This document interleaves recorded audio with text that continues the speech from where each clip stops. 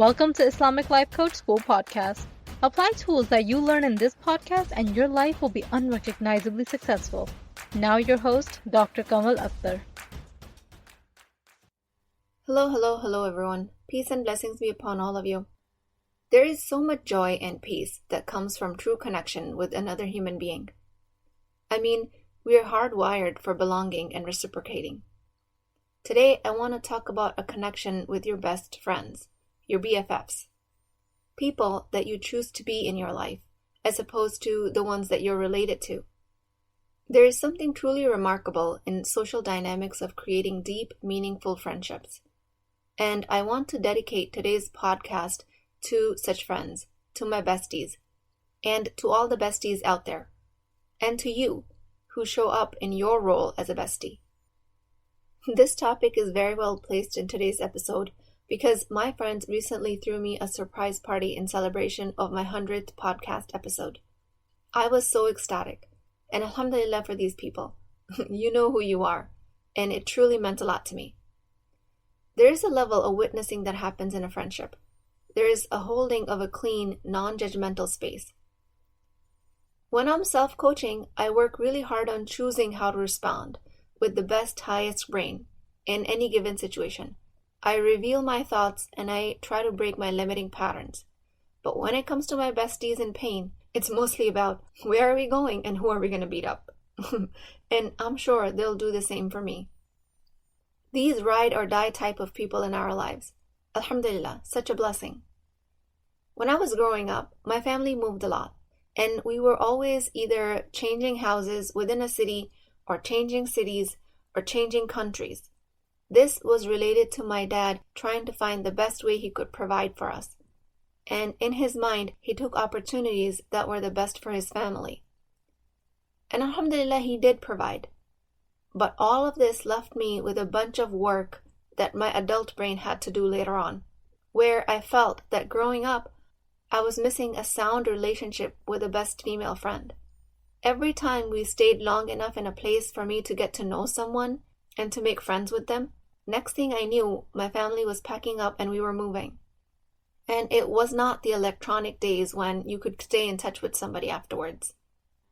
And of course, as a normal growing human brain would do, with all of its spectrum of low and high quality thoughts, my brain made it mean that I didn't have a best friend because there was something actually missing in me. I made it mean that I'm not a good friend material. I created an identity of being a loner, making up stories like, I'm an introvert. I don't like to be too close to people. I like to work alone, and blah blah blah. I started to tell myself, I don't care what other people think, which was something that I unlearned later on, because I do care what other people think. When clients tell me they don't care what other people think, I know that's a cosmetic version of thoughts. During coaching or self-coaching, we have a tendency to only become aware of pretty thoughts at first, ones that don't cause a lot of discomfort. They look nice and beautiful while being real and true, but with some glam and makeup. Brain doesn't initially reveal painful thoughts in the name of self-preservation.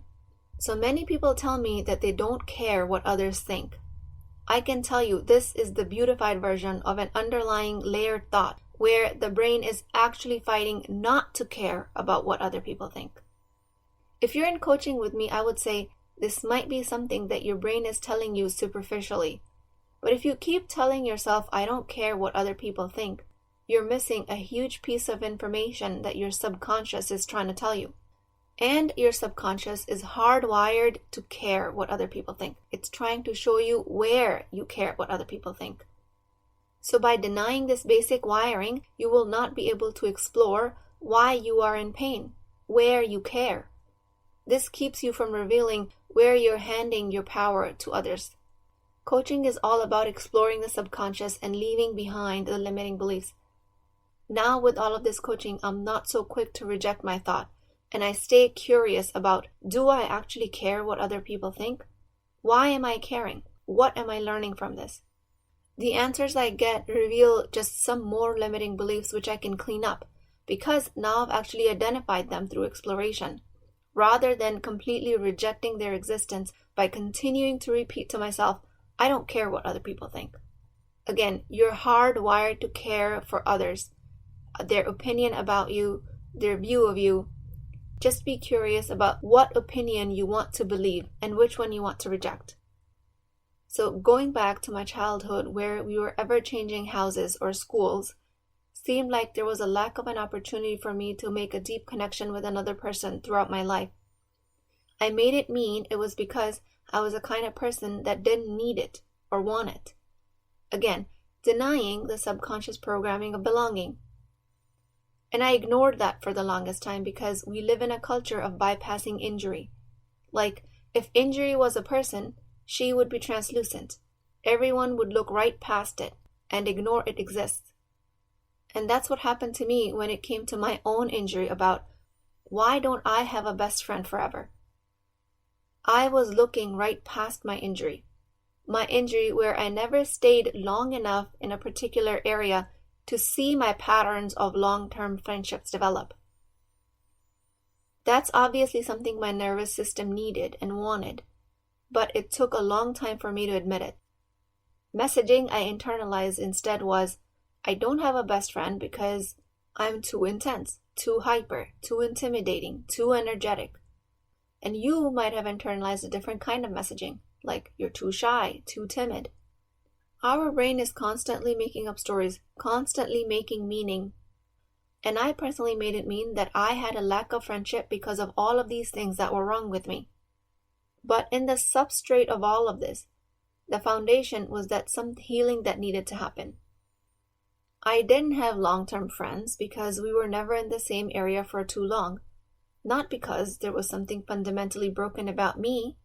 And of course, like I said, this is before electronics, cell phones, or Facebooks, or other ways where you can keep in touch across the globe.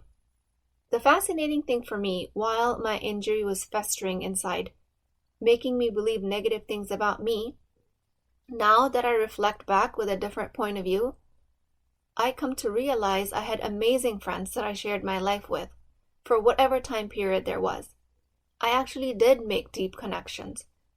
Each friendship served its purpose, and the relationship loop closed, right when I was ready to move away. That's how long that friendship was supposed to last. Nothing went wrong there. Nothing ever goes wrong. Because now I consider each attachment complete. It was always supposed to happen like that. My elementary school friend and I were not supposed to know each other the rest of our lives. Rather than thinking that there was something missing in my childhood, or that there was something wrong with me. And now I'm truly excited to announce that coaching has helped me tremendously. Like many patterns of my brain, I was able to heal this. I was able to say, it was missing in my childhood, but I don't have to miss it now. And oh boy, am I glad I did that work. Because the friendships that blossomed out of that healing are truly remarkable. And the people I connected with and I reconnected with are worth their weight in gold. Alhamdulillah. And I am glad to announce that I've reconnected with many of my childhood friends as well. I really want to clarify one point that I'm emphasizing in this podcast. I'm talking about true, unburdened, unblemished, judgment-free connection with another woman. In a real, beautiful, pure friendship. And you do all of this because you choose to. You enjoy it. And maybe nothing else. A woman-to-woman deep friendship. Again, it could be a longtime friend from childhood, elementary school, your sister, cousin, or your mother. Or it can happen with a person you just met but connected deeply with. I think these friendships are so rich and there's so much to be celebrated. If you don't have a connection, and if you think such a connection would just take more time out of your already busy life, I would ask you to keep an open mind about how you can create and receive this kind of love without making it a burden. In fact, if you have made it a burden, tending to friends' needs, you've left the space of true friendship and maybe entered people-pleasing. A true friendship understands when you're busy, and that busyness doesn't mean you're less of a friend. And you don't have to feel pressured to do more than what you actually just want to do. And also remember that your brain's negativity bias impacts your closest relationships the most. Because the people that are most present in your life, it could be your children, husband, or your best friend, with judgment as a deep level default programming in each human, because of this judgment, you're always going to be looking for what went wrong in a situation. You're always going to be judging it with a critical eye. And you don't even realize you're doing this. That's the brain's negativity bias that impacts our closest relationships the most. I'm going to paraphrase a story that I recently heard, and it goes that two fish were swimming along, and one older fish came by and asked, "How is the water?" The two younger fish looked puzzled, swam away, scoffed, and asked each other, "What is water?" Our thoughts are so factual to us that we cannot see the fact as real as water, even if it was all around us. This tendency of the nafs of our thoughts, the basic programming, creates easy targets out of our closest relationships. And our best friends are not an exception. Operating out of our most primal programming through our negativity bias, subconsciously we blame people that are closest to us because they're in proximity by location or in proximity through our thoughts as an effect of how much we're constantly thinking about them. One of my clients recently came to me furious at her girlfriend, how she was not being present for her grief. My client's mom was diagnosed with a terminal cancer, and she was so upset at her friend for not being there for her, not helping her with her kids or the family.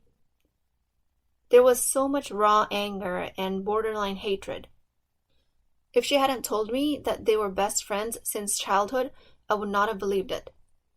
There was so much spite in her thoughts towards this other woman that she once thought to be her best friend.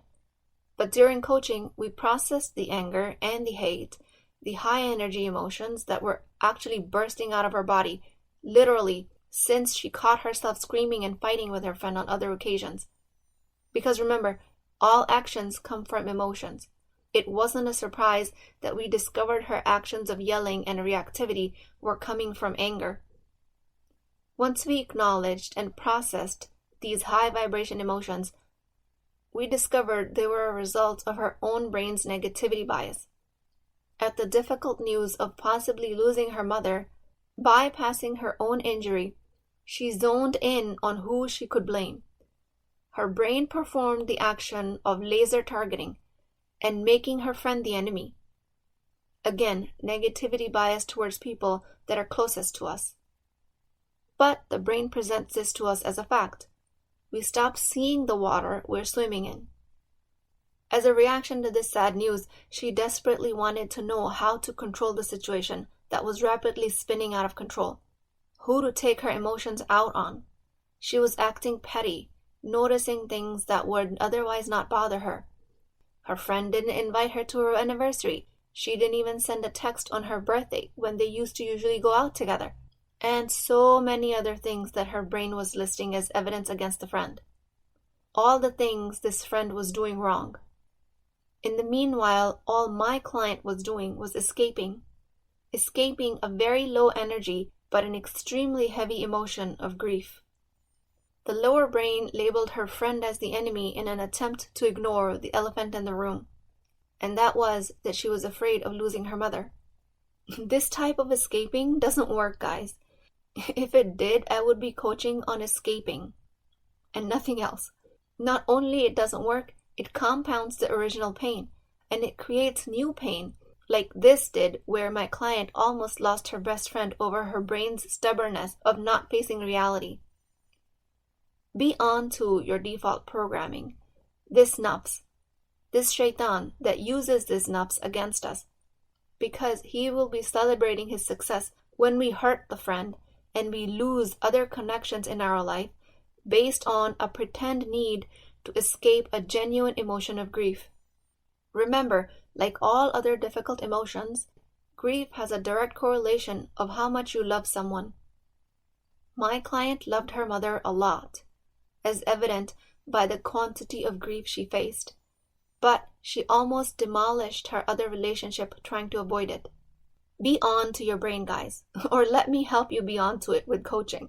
If you think you have a default programming very much in check and you don't need any help, just notice where in life you're in pain. And by definition, that pain is due to shaitan and the nafs. A human being's higher brain, soul intelligence, handles every challenge with grace, calm, and submission to Allah. In this particular example, when we identified that my client was just acting on subconscious patterns of blame to escape grief, my client also came to this clarity and told me that it wouldn't have mattered if her friend had invited her to the anniversary or wished her a happy birthday. In the mode where her brain was marking bullseye on people's back, making them easy targets, it would not have mattered what the friend did or didn't do. Her friend's behavior was of no consequence, because in that mode, the lower brain is not interested in the behavior. Well, it was superficially doing that, but what it was really interested in is actually just the action of blame, because that creates the scapegoat for grief.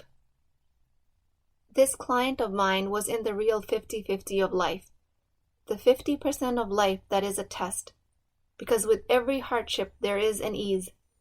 There is no escaping that ratio. It will be like this with friends, without friends. It will be like this with kids or without kids, with money, without money. That ratio is a constant. All we can do is not compound it by being the victim of our default programming. In this case, there was grief and then there was blame. That was increasing the pain the client was suffering.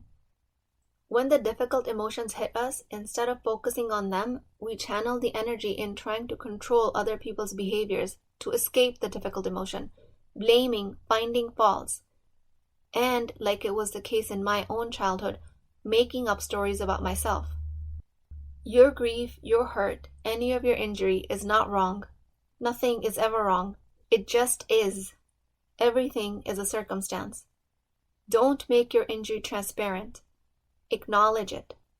In my coaching experience, some other common things that ruin friendships are difficulty with honesty when someone hurts your feelings, specifically as it applies to your friends. She hurt my feelings. She's too blunt, too abrupt, always late, always makes plans but never follows through. First of all, your friend cannot hurt your feelings. Your friend is a circumstance. She is outside of you. But you can feel hurt because of your thoughts about your friend, about what they did or failed to do. Keep checking in with your somatic intelligence where you are feeling hurt and approach it in a way that is reparative, even if that repair looks like a conflict. I would rather have you be honest with your feelings from a place of respect and dignity than cross over into denying your feelings or going into people-pleasing because you don't want to create a scene. This type of honesty creates a lot more strength in a friendship. It cements it in place, as opposed to always doing, performing, and hiding from the message that your body is sending you. I am hurt here, and this is why. Acknowledge that. If you ignore this message, you're putting cracks in the foundation of a friendship. Let me clarify. When I say be honest in your relationships, I do not mean be rude or disrespectful. People equate congruence and being authentic with rude, abrupt, and loud behavior, when congruence is the congruence with your soul qualities. These qualities honor your hurt and honor your friends as a human, without blame and judgment. This is a truly beautiful design. And if you guys want to see my celebration of this design with the surprise 100th episode party, and you guys want to see what that looked like, head over to my social media, Instagram, Islamic Life Coach School. I will leave the links in my show notes. This party was truly special to me because it was a celebration of my effort, a celebration that I didn't envision for myself. When I publish an episode on a weekly basis, now for almost 2 years, it takes work. I enjoy it. I love the feedback. I honor the spirit of service that I show up in. But I never thought to celebrate it in a way that my friends did. And that's what makes our BFF special, doesn't it? I think the journey of my childhood has helped me understand the true value of what I have now.